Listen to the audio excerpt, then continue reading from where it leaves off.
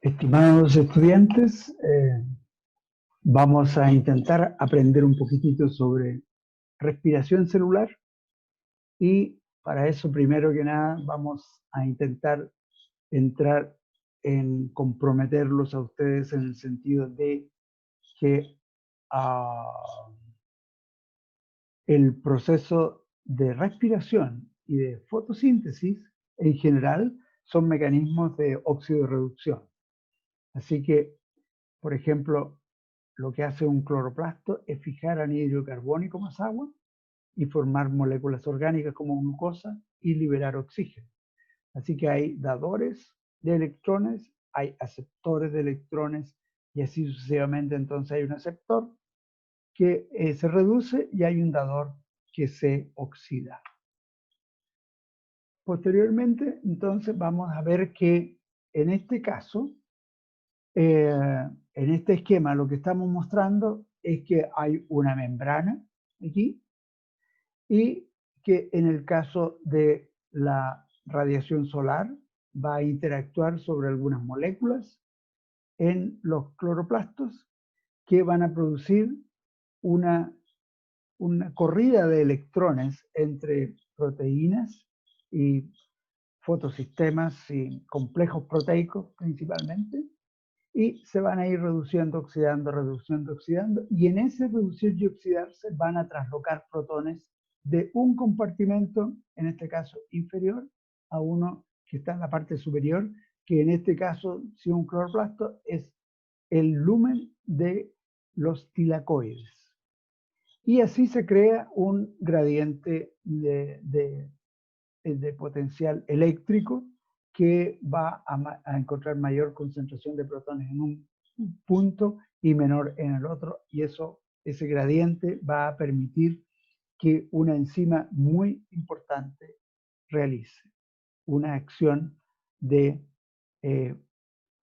unión de un fosfato inorgánico a un adenosindifosfato.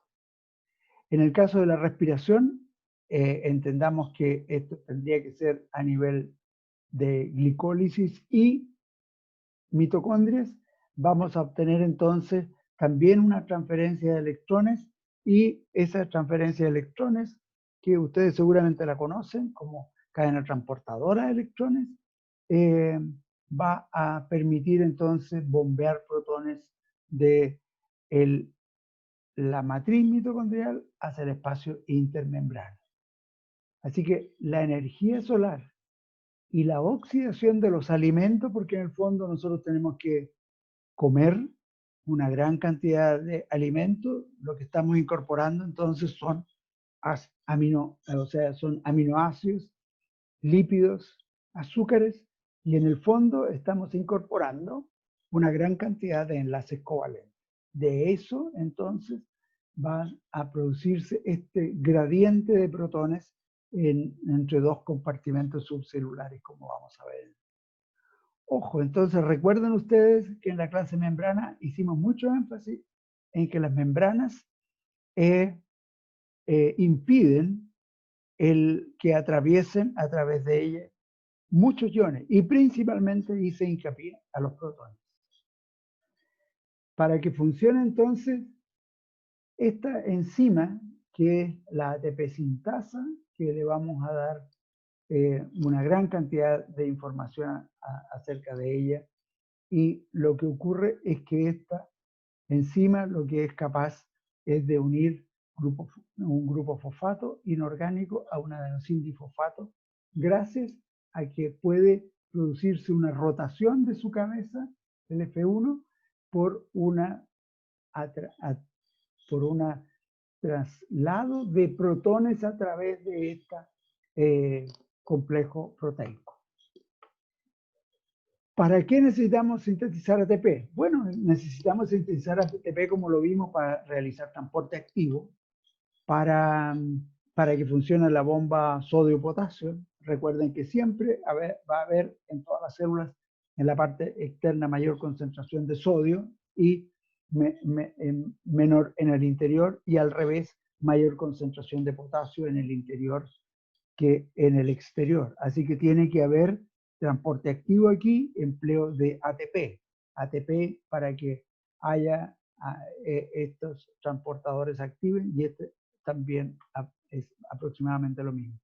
Bueno, para que haya transporte de membranas, o sea, una vesícula que debe ser transportada de un punto, tiene que tener una proteína que tenga una capacidad de, sea una capacidad ATPásica que pueda ir utilizando ATP y cambiando su morfología, como lo vamos a ver más adelante, cómo caminan estas moléculas sobre los rieles que son de microtúbulos. Y lo más característico que todos deberíamos reconocer es la contracción muscular. La contracción muscular, aquí tenemos la actina y la miosina.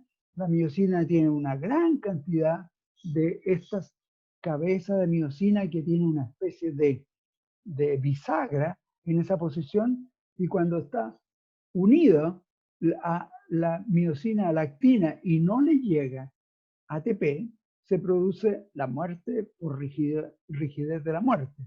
Pero si llega ATP, se libera. Y si le llega ATP y este ATP tiene una cierta transformación y se hidroliza, se transforma en adenosín difosfato y fósforo ahí, el fosfato sale y otro cambio de posición, ¿lo ven? Ahí cambió de posición.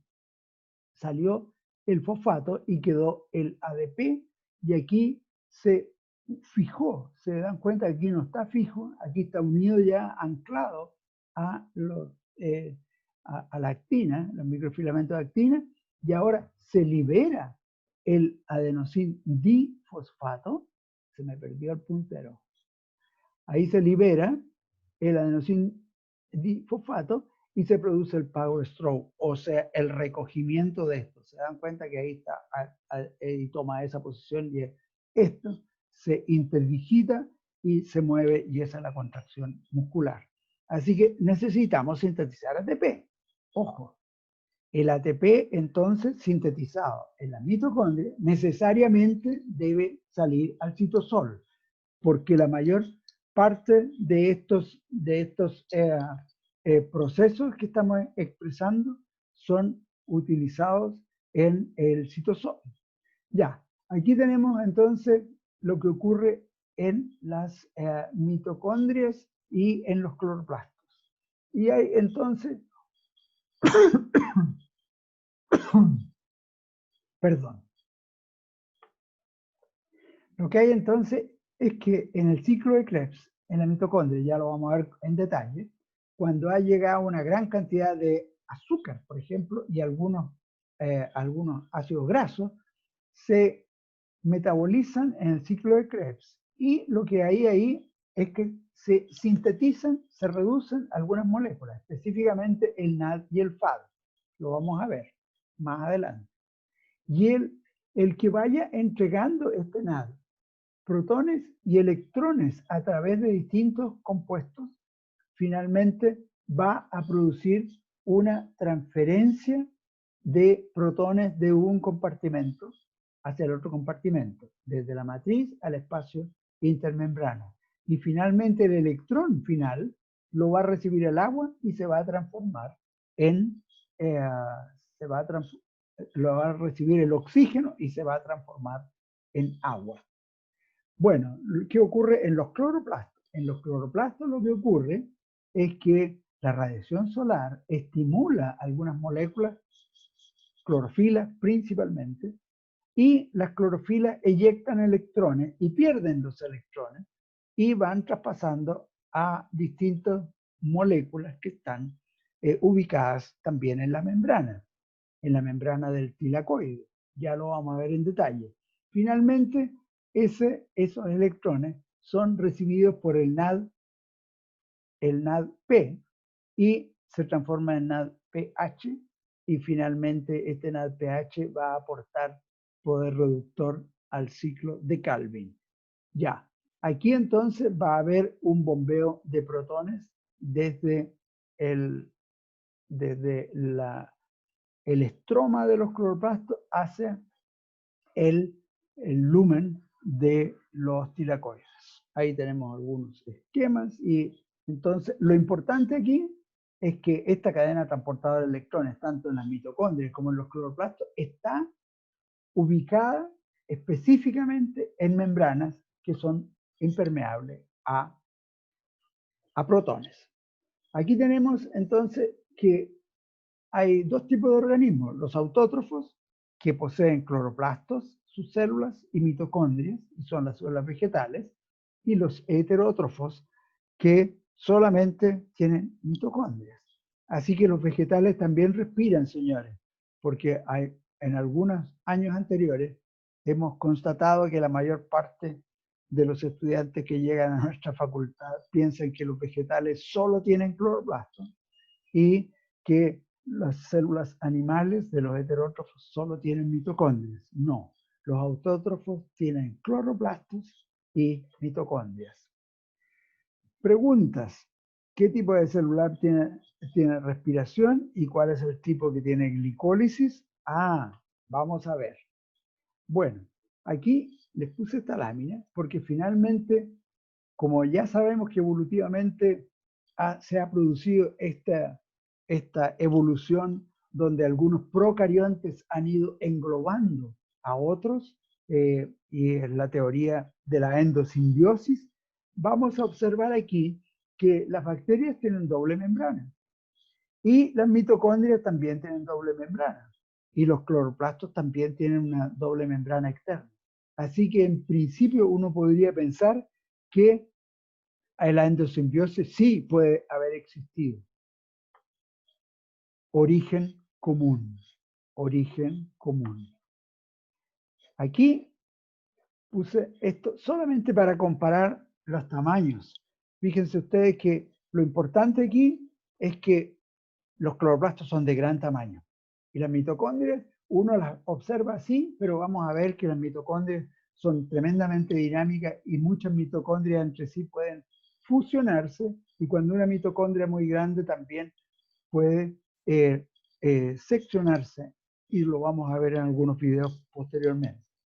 Pero lo importante entonces es que las mitocondrias tienen dos membranas y dos cavidades, espacio intermembrana y matriz mitocondrial. Mientras tanto que los cloroplastos tienen tres membranas, externa, interna y membrana tilacoidal.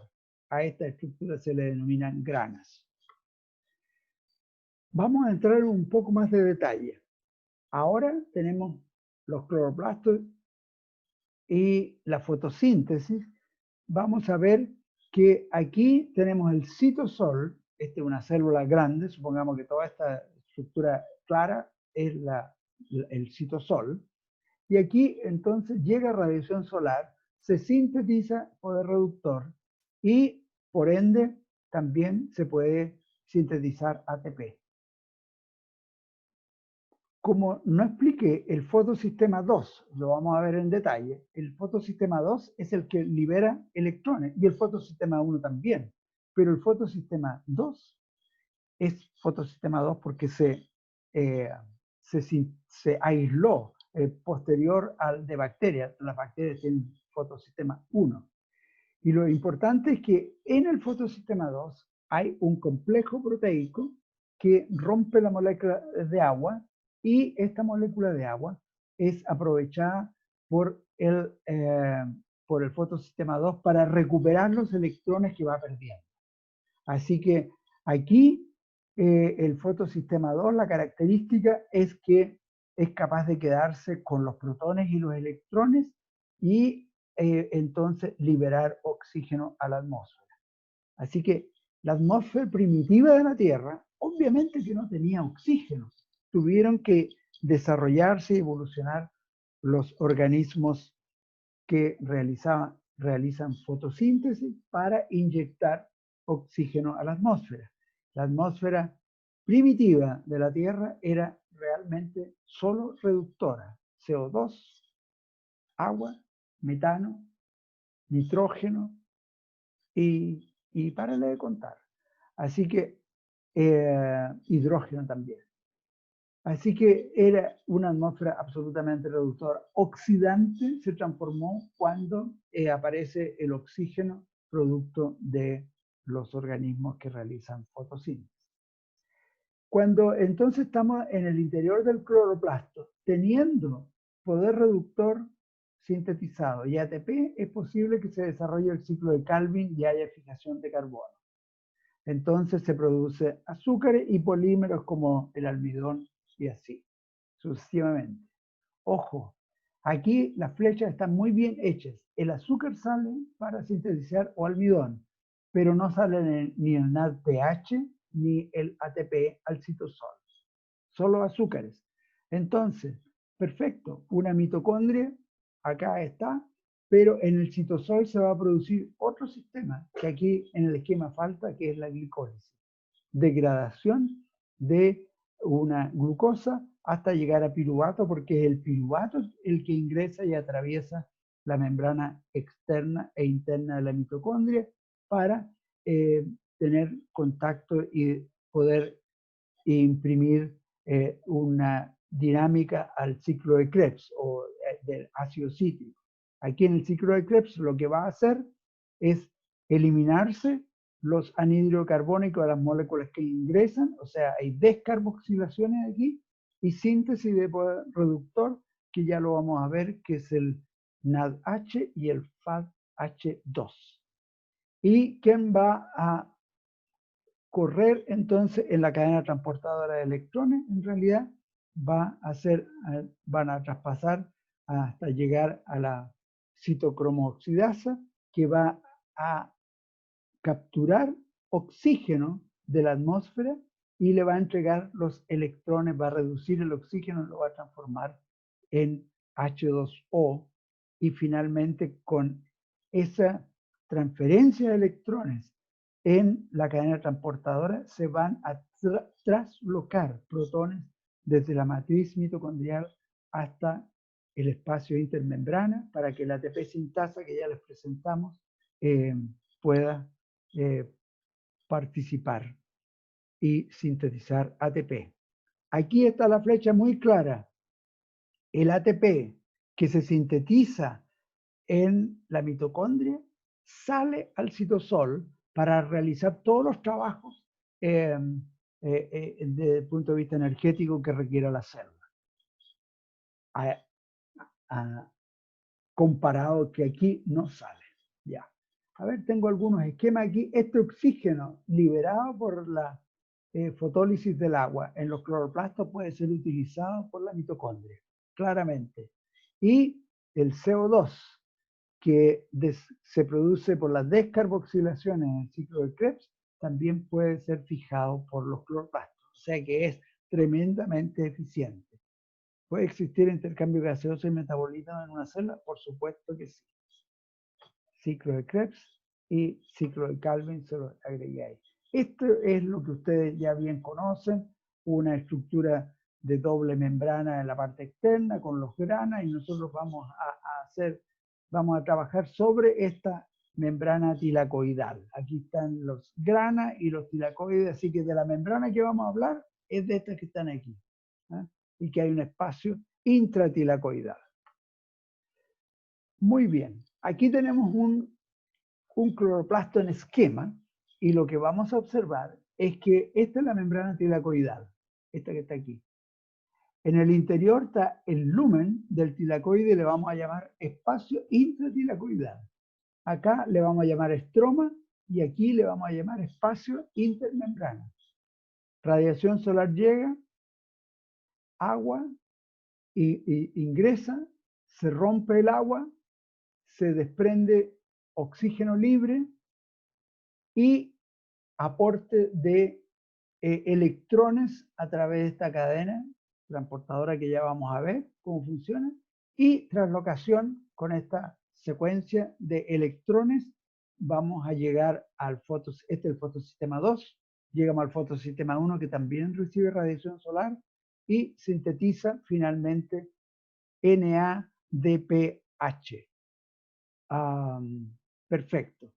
Entonces, si se produce una gran diferencia de concentración, mayor concentración de protones aquí que acá, va a poder funcionar la ATP sintasa saliendo protones para que esto se transforme en un movimiento y que tenga la posibilidad de interactuar entonces el adenosín difosfato más el fosfato inorgánico para que finalmente se pueda realizar esta síntesis de ATP.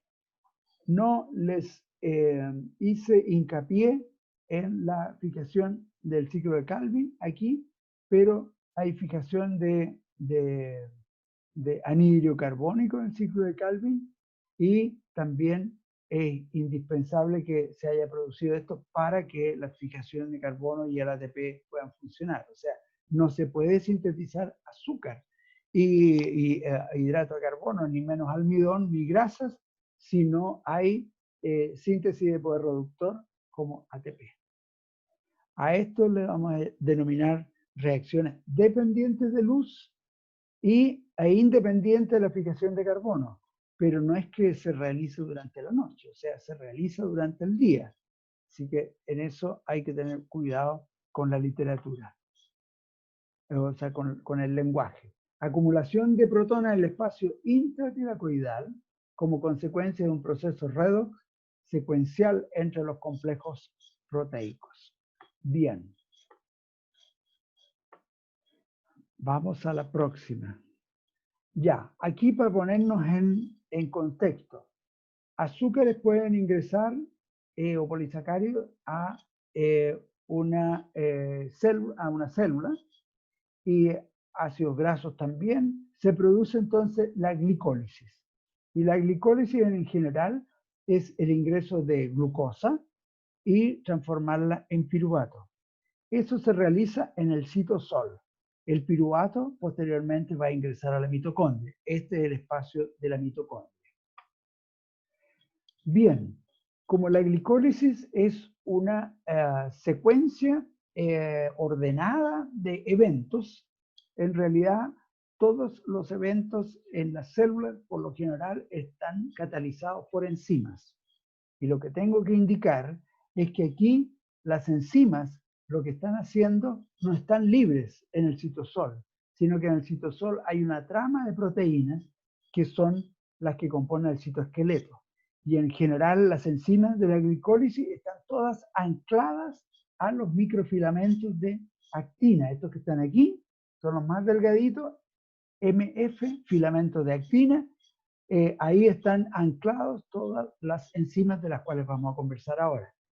No tenemos una clase de citoesqueleto, así que vamos a tener que intentar incorporar los conceptos a medida que ustedes vamos teniendo que utilizar. Pero el citoesqueleto organiza a la célula y también, así como el reticulo endoplásmico liso, que tiene constituyentes microtúbulos, microfilamentos y filamentos intermedios. Aquí tenemos en detalle, no hay que asustarse porque es poco lo que necesitamos entender aquí. Aquí tenemos la glucosa y esta es la estructura de la glucosa, esa que está ahí. Tiene un carbono fuera del ciclo, que está ahí arriba.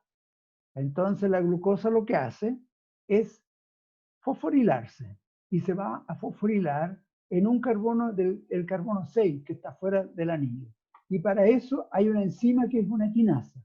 Las quinasas agregan o fosforilan, le proporcionan un ATP, un grupo fosfato, a otra molécula. Son quinasas. Aquí hay 4 quinasas, fíjense ustedes. Hay 4 puntos donde está celestito. Aquí ATP también, esta es la otra quinasa. Pero aquí, ¿por qué esta otra tiene que producirse? Producto de la primera acción de la quinasa tenemos fosforilado el carbono 6. Posteriormente, esta otra enzima, que es una fosfoglucosa isomerasa, lo que hace es liberar el carbono 1 fuera del, carbono 1 fuera del anillo. Si lo deja fuera del anillo, ahora puede actuar esta fosfofructosa quinasa. Y en realidad aquí se produce entonces la fosforilación por segunda vez de esta molécula de glucosa. Aquí esta molécula es tremendamente reactiva. Imagínense, cuenten la cantidad de oxígenos que hay ahí. Esta molécula se parte en dos rápidamente por exceso de átomos electronegativos. Y fácilmente entonces se obtienen dos moléculas de 3 carbones, esa y esta que está acá. Y cada una tiene un grupo fosfato. Y aquí nuevamente hay otra quinasa. Esta otra quinasa no, esta quinasa agrega un grupo fosfato, pero este grupo fosfato se obtiene del medio. Así que aquí no se requiere otro ATP. Y aquí está la última quinasa, que finalmente esta molécula también se fosforiló aquí 2 veces y finalmente se pierden los grupos fosfatos y se obtiene el piruvato. Así que en el fondo uno utiliza este mecanismo para enriquecer con fosfatos, pero finalmente el piruvato sin grupos fosfatos, aquí se liberan estas, están actuando como fosfatasa, pero aquí está como quinasa, porque en el fondo está liberando, está sintetizando dos moléculas de ATP, perdón, está sintetizando dos moléculas de ATP, aquí otras dos moléculas de ATP, son 4, más las 2 que se perdieron allá, ahí solo se obtienen 2. Así que la transferencia del grupo fosfato del ATP a otras, perdón, a otras moléculas, lo realizan las quinasas y los que sacan, en realidad, las enzimas que sacan fosfatos se llaman fosfatasas. Bien, este es un esquema de mitocondria y lo que hay que entender es que las mitocondrias son tremendamente dinámicas. Aquí hay una microfotografía electrónica simulando al lado de un esquema, que es este que está acá. Entonces, lo que tenemos es que lo que estamos contando en esta membrana se produce, ¿ya? Y la transferencia de electrones para producir una translocación de protones hacia el espacio intermembrana, ¿ya? Así que aquí se está develando el ácido desoxirribonucleico, que es un ácido cíclico en los procariontes. Bien, aquí entonces tenemos que ingresamos el piruvato a la mitocondria y ahora vamos a ver qué es lo que ocurre a la mitocondria. Aquí tenemos el último esquema presentado en el Albert y lo que tenemos es la doble membrana y el ingreso de moléculas desde el citosol que pueden ser ácidos grasos o piruvato.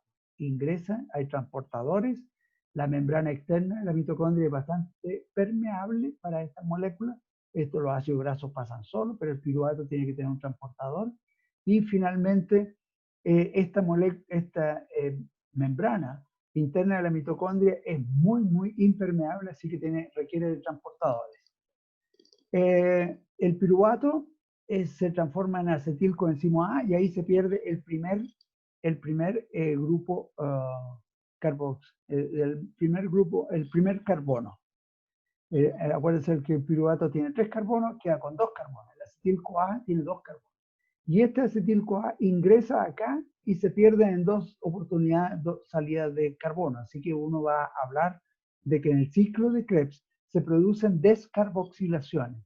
Y las descarboxilaciones van a atravesar perfectamente el anhídrido carbónico, atraviesa las membranas, como ustedes bien lo saben. Y aquí, entonces, se va a sintetizar poder reductor. En este caso, el NAD se transforma en NADH. Pero aquí en este esquema no estaba el FAD, H2.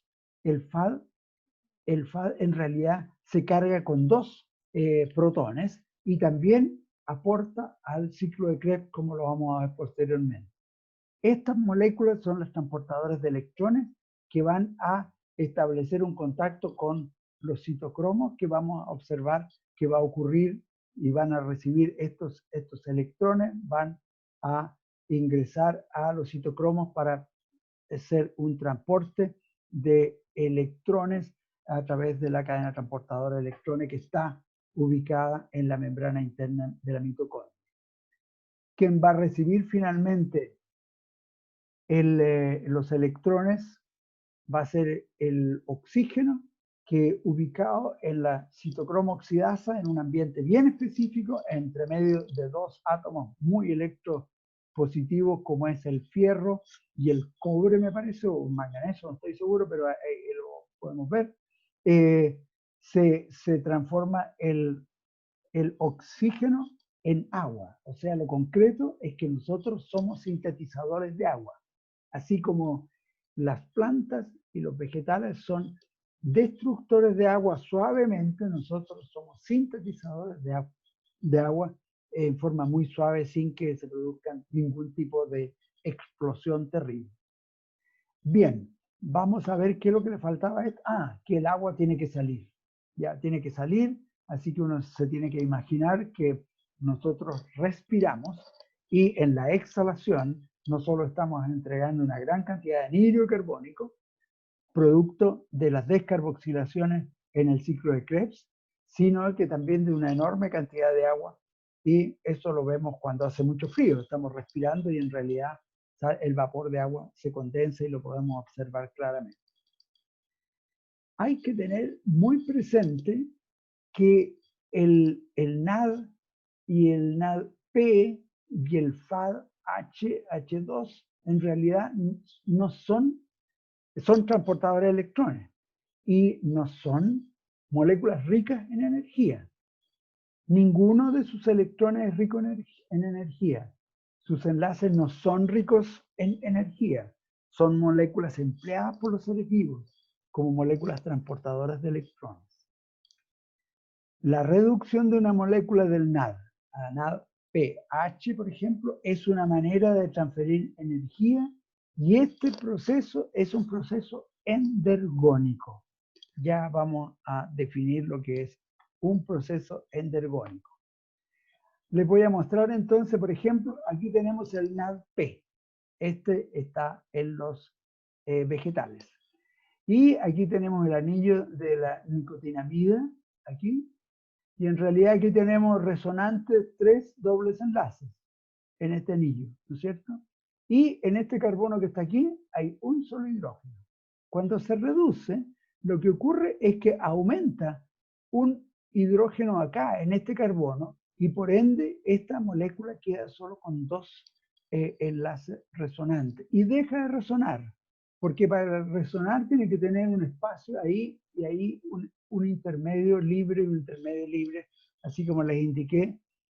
El licopeno, que tiene 11, mírenlo ahí, busquen licopeno, y les cuento que el licopeno es el pigmento del tomate, el pigmento de la sandía, etcétera, etcétera, etcétera. Y con esto, resonancia impide que se destruyan las membranas, porque hay un mecanismo que se denomina peroxidación, y en realidad si hay moléculas de licopeno, esta reacción, que es en cadena, que no se corta, salvo que haya algunas moléculas como el licopeno, que impida que siga progresando la peroxidación, en realidad, de los ácidos grasos, principalmente. Bueno, aquí tenemos que estas son las dos características. Esta es la molécula que cambia a esta, y lo único que uno podría decir que esta molécula que está reducida es más reactiva, o sea que, y tienen vidas cortas, por eso que tienen que estar muy vecinos. Cuando se reduce, e inmediatamente se es utilizada. Bien, vamos a entrar entonces en la cadena transportadora de electrones. El flujo de electrones a través de los complejos, que es complejo 1, aquí se salta al complejo 2, ya lo vamos a decir por qué. Complejo 3, complejo 4. Complejo 4, era un fierro y un cobre, no estaba tan perdido. Entre el fierro y el cobre se ancla el oxígeno para poder sintetizar y transformarlo en agua. Tenemos aquí entonces que hay algunos compuestos que se van a estar oxidando, como por ejemplo el NADH entrega sus electrones y sus protones. Los protones van a ser translocados y estos electrones que ingresan aquí van a reducir este compuesto, pero se van a oxidar cuando lo entregan a la quinona, al complejo quinona se reduce la quinona. Esta quinona es móvil y este es el complejo 2 en los textos. Pero este complejo 2 entonces también acepta directamente la reducción que se produjo en el FAD y se transforma en FAD-H2. Aquí entra directamente a la quinona estos electrones y protones y también son traslocados hacia allá.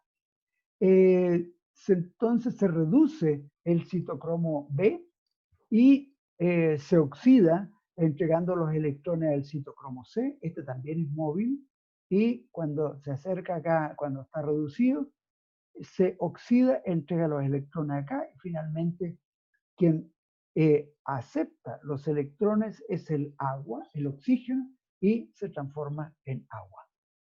Entonces, todos estos mecanismos ustedes observan la cantidad de protones que se traslocan.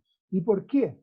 Porque cada uno de ellos acepta al electrón con el protón, pero cuando le entregan y se oxidan, perdón, al otro compuesto, solo el otro compuesto acepta el electrón. Y el protón queda libre y en el fondo en la única parte donde queda más cerca de la vecindad del espacio intermembrana que en esta otra región. Así que hay una especie de polaridad y por eso que uno dice se traslocan protones, pero en realidad aquí cuando se reduce recibe el electrón proveniente de acá y el protón proveniente de este espacio entrega allá al citocromo C el electrón y el protón quedó solo. Y entonces por eso que se trasloca a esta región. Eso es entonces acumulación de protones en el espacio intermembrana, lo que produce esta gran diferencia de concentración, un gradiente electroquímico se denomina. Y ahora sí que tenemos la posibilidad y las condiciones como para que pueda funcionar la ATP sintasa. La ATP sintasa tiene este F0, que es el rotor, y este el F1, que es un doble rotor, porque por dentro va otro componente que va girando, y hay un soporte externo. Aquí se ve no tan bien. Vamos a ver si funciona por acá. No sé si podré mostrarles esto directamente, pero si no, tenemos la posibilidad de detener esto y mostrarles el video de Harvard. Vamos a ver si se lo puedo mostrar y dejarlo grabado acá. Está en inglés, por supuesto. Todas las células eucarióticas tienen... Sí, sí. Todas las células tienen gran cantidad de... Las mitocondrias están dentro de las células eucariontes.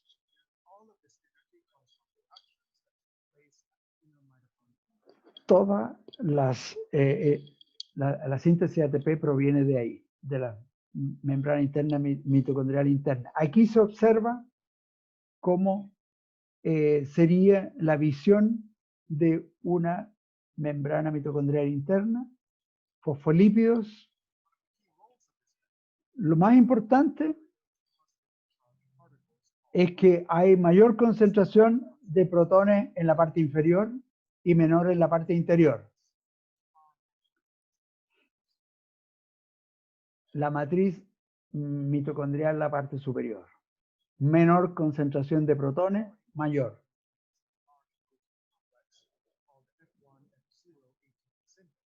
La ATP sintasa participa acá, sintetiza ATP.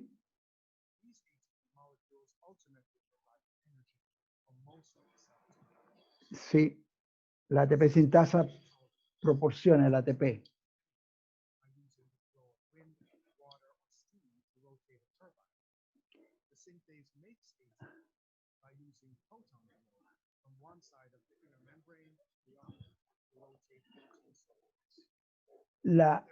El paso de protones provoca el movimiento y puede sintetizar ATP, pero si se concentra, si se igualan las concentraciones, se detiene de protones y puede funcionar en el otro sentido.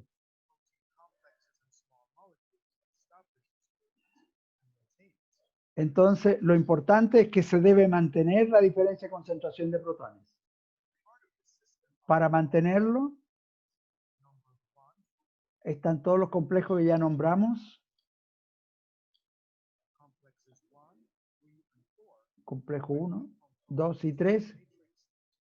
Traslocan protones desde una cavidad hacia el espacio intermembrana.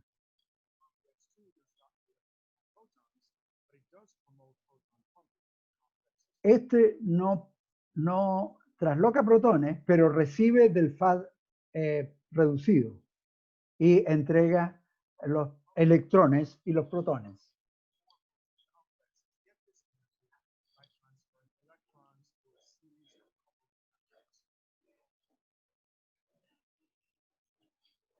Bueno, el complejo 4.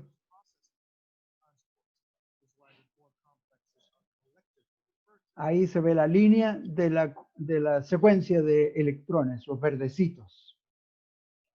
Y aquí,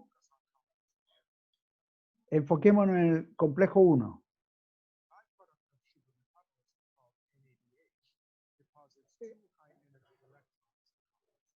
Ya, se reduce el NADH en el ciclo de Krebs. Hay centros de reducción en el interior del complejo. Sí, tienen una configuración única de átomos y baja afinidad, alta afinidad a electrones y se va intercambiando.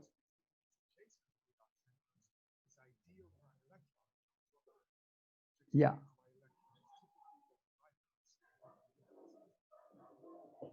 ¿Por qué no bypassean a los centros de reacción en realidad? Porque no hay ninguna posibilidad. Una pequeña cantidad de energía se libera en el paso de los packs de electrones.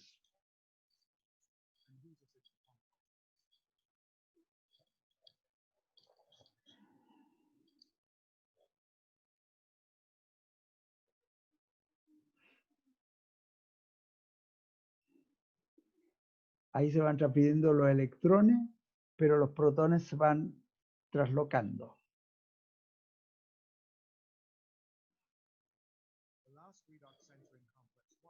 El último, aquí en la coenzima Q, la quinona que yo les indiqué. Ese le transfiere los electrones al complejo 3. Hay un potencial de reacción que va disminuyendo. Ya aquí llegamos a la Q que se redujo porque le entregó en la flavina el FADH2.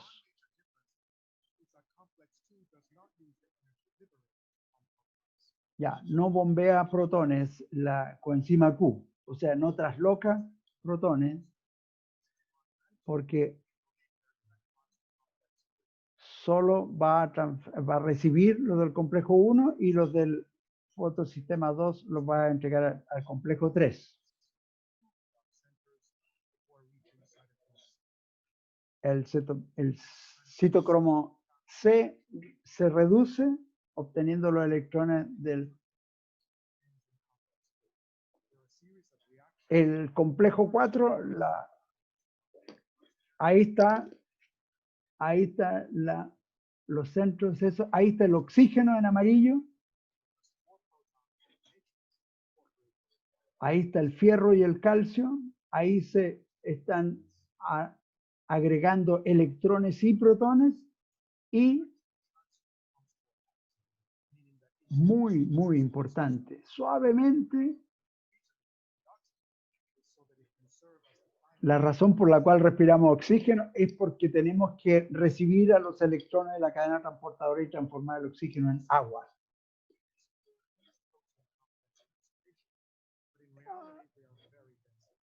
Sí, aquí se observa, esa es la visión que se tiene, pero son muchos complejos que están todos juntos, pero van de todas maneras en una secuencia. Y ahí está la ATP sintasa girando su rotor en la parte interior. Ojalá haya podido ser útil.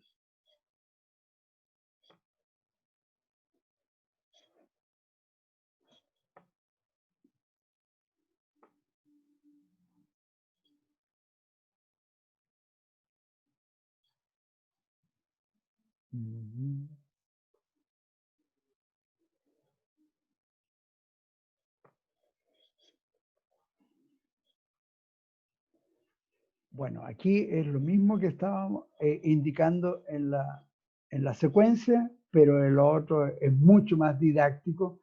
Aquí ya le habíamos agregado la coenzima Q, es el segundo complejo, y en realidad aquí la citocromo oxidasa, que es el complejo 4 con el fierro y el cobre, que retienen a la molécula de oxígeno y la van suavemente transformando en agua. Y aquí está la ATP sintasa. Vamos a ver ¿qué tenemos que decir de la ATP sintasa? Bueno, de la ATP sintasa tenemos que decir que tiene que tener transportadores. Si sintetiza mucho ATP y sabemos que el ATP, novedad, aquí la ATP sintasa ya está claro que en las mitocondrias es una molécula que es binaria, o sea, son dos unidas, juntas. Así que es muy importante tenerlo presente. Y aquí entonces tiene que haber transportadores. La membrana mitocondrial interna es muy impermeable, por ende tiene que haber estos complejos carrier, los transportadores de ATP y ADP, más fósforo inorgánico. Así que vamos a seguir porque si no me voy a demorar demasiado. Y en esta, aquí está la misma, pero vamos a ver si les puedo mostrar este video que si queda grabado aquí sería muy importante. La estructura de la ATP sintasa y su funcionamiento. La vida necesita energía.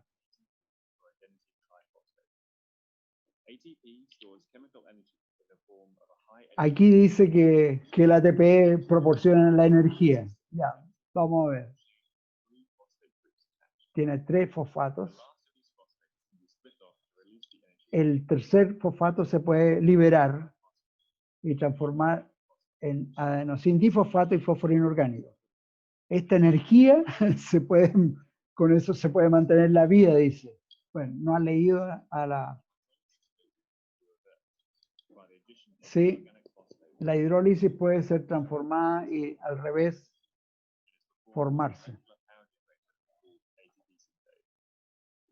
Aquí tenemos la ATP sintasa. Es muy bueno este video, muy bueno. Se encuentra en todas las mitocondrias de las células eucariontes, pero en los procariontes también. Eso tenemos que advertirlo.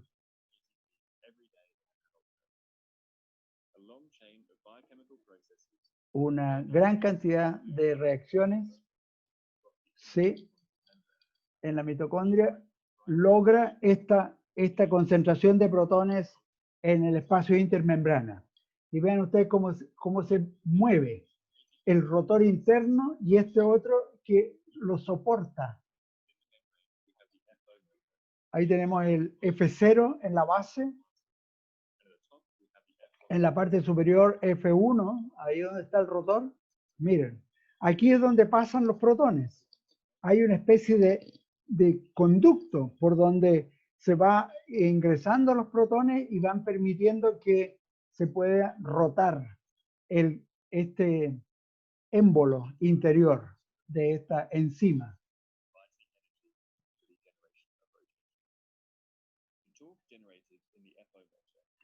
Ahí va el adenosín difosfato, un fósforo inorgánico.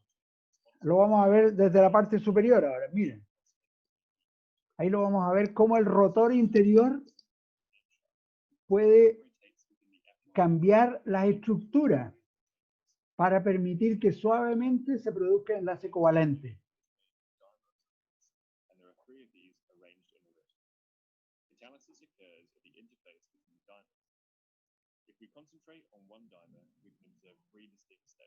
Tres distintas etapas. El ATP se une ahí con el fósforo inorgánico, rota 110 grados. El próximo allá se produjo aquí. Cuando llega aquí con 360 grados, ya llega la posibilidad, ahí ya se formó. O sea, la interacción entre los aminoácidos de las proteínas con el adenosín difosfato y el fósforo inorgánico permite que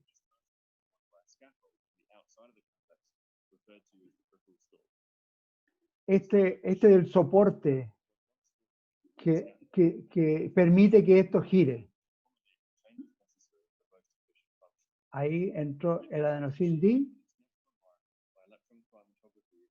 en una cromatografía se observó que eran unidas y se pueden ver que la síntesis se hace así y que esto favorece que la concentración de protones ahí también y que se formen las crestas mitocondriales. Así que eso no, terminamos, perdón. Ojalá que se haya quedado grabado, queridos estudiantes. Vamos a ver si podemos continuar para terminar esta sesión con respiración.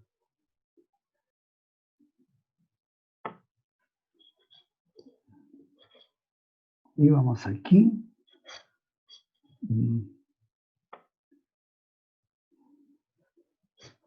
Sí, aquí vamos. No me cambié de video. No quiero. Ya, bueno, eso ya lo vieron. Ahí tienen otro video que puede ser muy importante. Aquí está cómo son las estructuras del rotor S. Una última cositas que quería hacerle observación es que esta es una mitocondria y este es un cloroplasto. Y fíjense ustedes que, como saben, es posible estimar con el pH la concentración de protones. Así que lo único importante es que la concentración de protones tiene una diferencia de pH de 2,5 entre el espacio intermembrana respecto del estroma en los cloroplastos. Así que una concentración de una unidad de pH es 10 veces, de dos unidades de pH son 100 veces, así que aquí serían casi como 150 veces más la concentración adentro. Mientras que acá es 0,5, o sea, es como 5 veces más en la mitocondria. En ese sentido, está mucho más evolucionado, entre comillas, un cloroplasto respecto de una mitocondria. Ya, entonces, ¿qué es lo que hay que reconocer? Hay que reconocer los lugares, la topología donde se producen cada uno de estos procesos. Y ahí los tienen y está todo escrito. Ahí algunas preguntas para ver cómo van, la topología y las interacciones. Y aquí hay unas preguntas en qué organelo. Ahí están los fotos en los cloroplastos, los fotos del sistema, y pasemos a la próxima porque esto lo van a poder ver ustedes. ¿Qué pasa con el ATP? Porque si ustedes ya leyeron el escrito de Barbara Fink, podrán entenderlo. El ATP no es una molécula rica en energía. Todos sus enlaces covalentes entre los distintos grupos fosfatos son exactamente iguales. En ninguno de sus grupos fosfatos es un fragmento de la molécula rico en energía. Los enlaces que unen los grupos fosfatos entre sí no son enlaces ricos en energía. Es una molécula en que las células vivas ha seleccionado por la evolución como un buen transferidor de grupos químicos. Eso sí que es correcto. Y la fosforilación por ATP, como cualquier otra, es un proceso endergónico. ¿Qué significa endergónico? Nosotros somos endergónicos o exergónicos. ¿Qué creen ustedes? Fíjense que para ser exergónicos tendríamos que andar siempre entregando energía por todos lados o irradiando calor por todos lados. Un proceso es endergónico cuando requiere una cierta impulso del medio ambiente. Nosotros el impulso que requerimos es estarnos alimentando permanentemente. O sea, si nosotros no nos alimentamos, nuestras mitocondrias jamás podrán sintetizar ATP y jamás podremos seguir manteniendo y siendo una entidad autopoyética. Así que esto que está aquí, supongamos que son alimentos. Nosotros entonces requerimos alimentos para dar esta pelotita, somos nosotros, y pasamos de un estado 1 a un estado final. El estado final es más organizado. Entonces, al producirse un proceso endergónico, la energía total del objeto es mayor aquí que acá, ¿sí? O sea, hay una ganancia. Entonces, si nosotros comparamos la energía en el 2 por la organización allá, es mayor que en el 1. Y como la diferencia de energía es positiva, es mayor que 0, entonces los organismos que somos endergónicos siempre estamos organizándonos. En general, la vida está organizada con una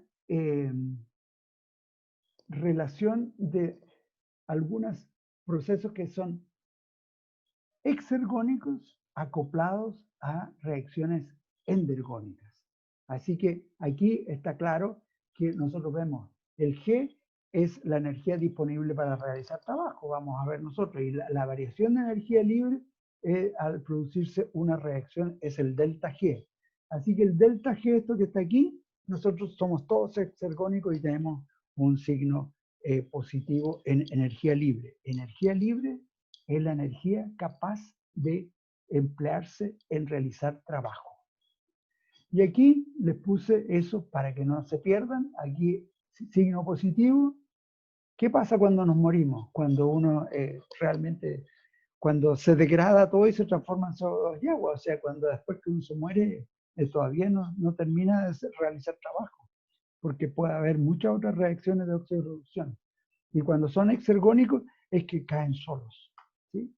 Así que ahí no hay trabajo. Y la última idea central de esto es que las mitocondrias y los cloroplastos poseen un DNA circular, pero con algunos solos genes. La mayor parte de los genes que traían ahora están en el genoma nuclear. Así que lo importante es que hay muchas proteínas que son proteínas necesarias de ingresar a la mitocondria o a los cloroplastos que deben ser sintetizados en el citosol, y estas proteínas tienen una marca que dicen finalmente soy proteína de mitocondria, así que déjenme pasar por estos túneles de la membrana que los reconocen y los incorporan. Miren, les puse la cardiolipina porque, como ustedes ya saben bastante de fosfolípidos, fíjense que esta cardiolipina solo se sintetiza en la membrana interna de la mitocondria. Tienen un glicerol de 3, un fosfato, pero aquí tiene otra molécula que las une y tiene 2 ácidos grasos. Bueno, aquí están las preguntas. Investiguen por qué la cardiolipina solo estará en ese lugar. Y las mitocondrias no son estáticas, sino que hay fusión y fisión, y para eso les ruego que vean algunos videos, y también hay interacción entre el retículo endoplásmico con las mitocondrias que permiten que éstas se fisionen, se partan. Aquí también hay interacción actina del citoesqueleto con verde de las mitocondrias, pero no me funcionó, pero lo vamos a ver posteriormente en algún momento. Y aquí tenemos las mitocondrias cómo se mueven, fíjense ustedes cómo viajan entre medio del citoesqueleto, unidos por estas proteínas que tienen actividad ATPásica y desplazan, arrastran a las miren, las mitocondrias. O sea, todo esto es tremendamente activo. Y con eso terminamos, joven, perdone lo largo, pero ojalá que les sirva de algo. Muchas gracias.